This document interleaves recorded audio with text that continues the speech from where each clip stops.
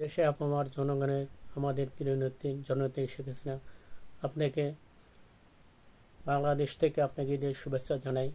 সেই সঙ্গে আপনার সুস্বাস্থ্য মঙ্গল কামনা করছি।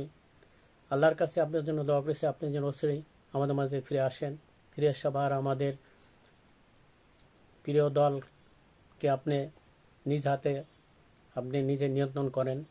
আমাদের দলে আপনি শুদ্ধ অভিযান শুরু করবেন ইনশাল্লাহ। বাংলাদেশ এসে আমাদের দলে কোনো অন্যায়, অবিচার এবং চোর বাটপাতে স্থান হবে না।